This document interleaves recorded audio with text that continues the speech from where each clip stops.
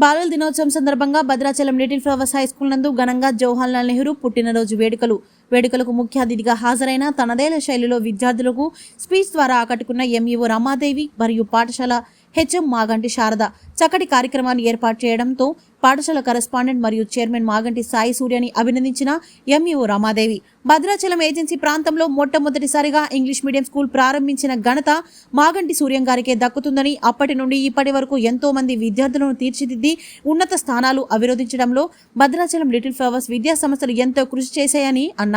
అంతేకాకుండా ఇంత పెద్ద మొత్తంలో పిల్లలను మరియు వారి కుటుంబ సభ్యులను పాఠశాలకు రప్పించి ఘనంగా చిల్డ్రన్స్ డే నిర్వహించినందుకు కళాశాల చైర్మన్ను అభినందించినట్లు కూడా ఎంఈఓ రమాదేవి తెలిపారు. విద్యార్థులు కూడా టీచర్లు చెబుతున్న పాఠాలను విని మంచి నడవడిక నేర్చుకొని 10 మందికి ఉపయోగపడేలా చదువుకోవాలని ఆమె కోరారు.